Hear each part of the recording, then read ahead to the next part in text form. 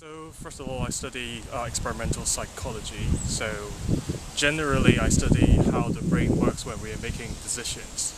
But more specifically, my research topic would be quite related with my grown-up experience, because I'm not quite like many other Oxford students who are very good in their academic performance, and well, their failures when I grown up when I was in my secondary school, primary school. So that's why I picked a quite specific topic in decision making, that is how our brain works when we can't make very good decisions. So that's my research here in Oxford. And so about my career plan. So, well, basically I'm quite sure that I'll stay in academia to continue to be a researcher, to continue to study how the brain works. Well, probably I'll stay in the UK for a while after I graduate, but in the long run I would really like to go back to China, go back to Hong Kong or other Chinese cities.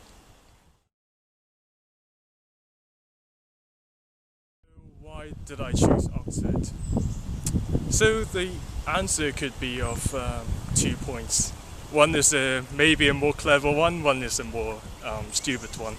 So maybe start with the stupid reason, which is because, well, when I was looking for a PhD or DPhil study, so I look at the US, I look at the UK, and apparently the UK is much more attractive because you can get a PhD or DPhil within 3 years' time, which I think now, when I think back of this kind of thought, is quite naive kind of reason. But the other reason is really because I try to look up at a lab which do research that looks interesting to me. So which is the current lab that I'm studying at, which looks at decision making and how the brain works. So this is, I think, the main reason why I chose Oxford, because of my research interest.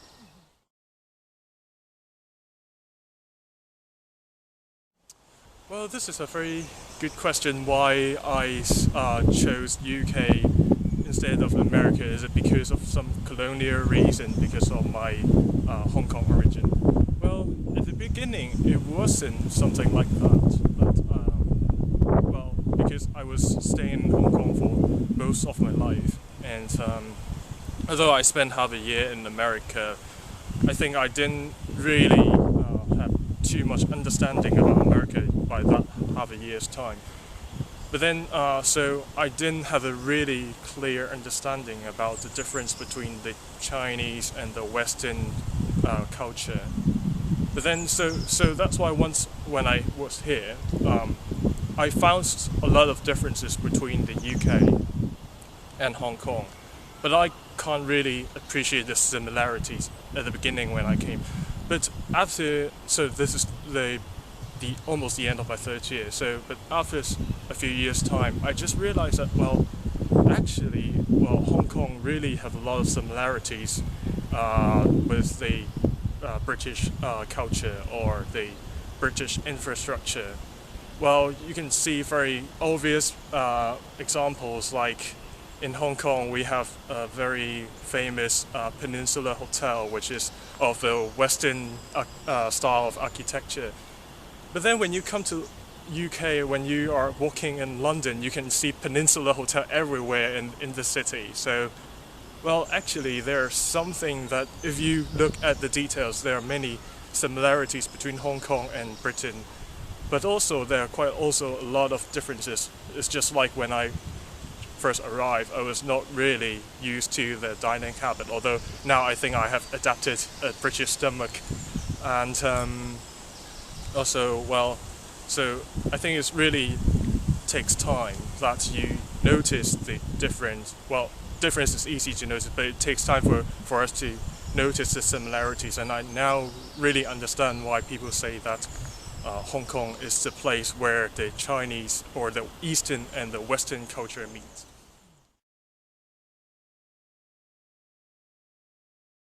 Well, apparently one key thing for being a Wolfson College member is like this very modern architecture here we have in this environment, with a pond or a lake here with a swan below the camera, although the camera can't see it now. Well, Wolfson is a very special college in Oxford because it doesn't have a long history apparently if you compare with other more traditional colleges. But also because of the culture that we have in Wolfson, that in many Oxford colleges they are very traditional, and then they are sort of very structured, very kind of hierarchical. Let's say if for some common areas like common rooms, other colleges would have a very clear division about a junior common room, middle common room, or senior common room. But here in Wolfson, I think we don't have so many hierarchies, and we are more open. We maybe should share more friendliness here. So we don't really have a high table like many dining halls in other colleges. I think one obvious change is that I appreciate more about culture and history. Not because of me myself suddenly have that insight, or I suddenly have the light bulb flash up, but it's more about my experience here because, well, as a Chinese student or Hong Kong student here, I work with my colleagues who are from Western backgrounds mainly, and they are very interested in where I come from. They are very interested in my culture difference with them. So they ask me quite often about question how we live in Hong Kong, how we live in China, what is about the history of us. And occasionally I was quite embarrassed that I wasn't able to answer some of their questions. And of course, because of that kind of embarrassment, I try to search for material, look up in the website, read some books. So in order to be able to understand more about those questions and be able to answer them. So that's the starting point of why I have become more interested in culture and history. Oh, right. One very interesting question would be that, so just now in the previous question, I talked about how I was quite slow in understanding the similarities between Hong Kong and the Western culture. And one quite interesting question was from my colleague in the lab, and then he asked me, oh, what do we have in the morning for breakfast in Hong Kong? And at the beginning, I thought about, of course, food that we usually have.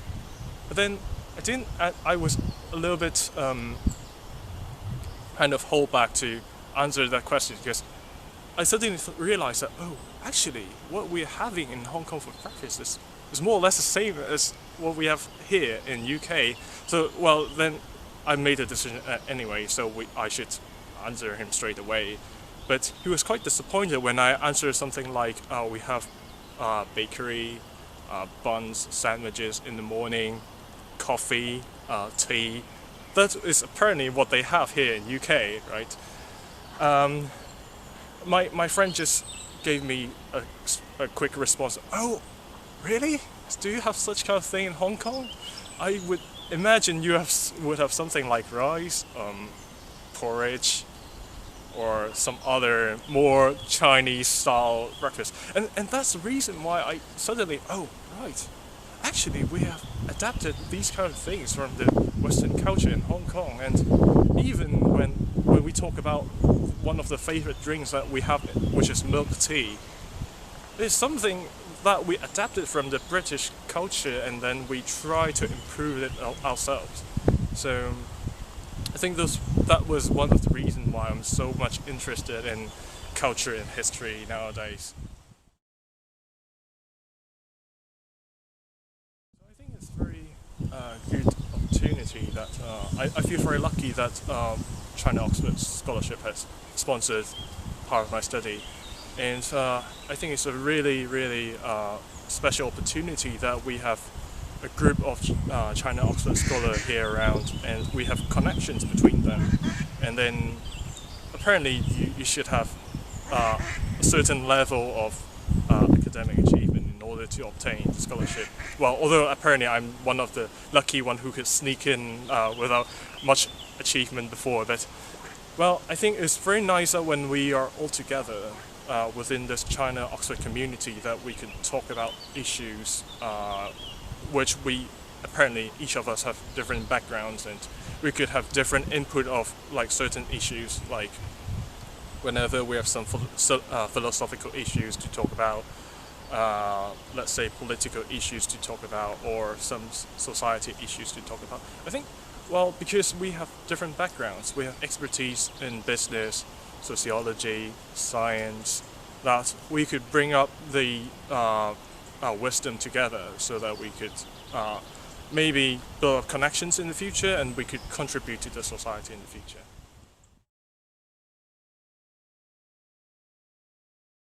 My message to people who, to encourage people to support thought. Right, I think, well, one of the impression that people nowadays about China is that China is growing very rapidly and people may be becoming rich. But I think it's not a really good view about China, because it's almost like if you put a label that Europe is a very wealthy place, it's not really a very fair comment about that, because there are differences. There are rich places in Europe, there are some relatively poorer places in Europe. I think it's the same in China. If you just put a general label in China, that's not really fair. We are still having some regions that are very poor. We have students who are very talented that really need our support. I think, well, my key message is to the donors that, well, don't only look at the strength of China nowadays. Don't only look at the economic growth. There are still many students who need our help. If you could generously support them, you could definitely be able to make a lot of talented students benefited, and they will in turn in the future benefit to our society as well. So I really hope that more donors could think about donating to Oxford China Scholarship Fund.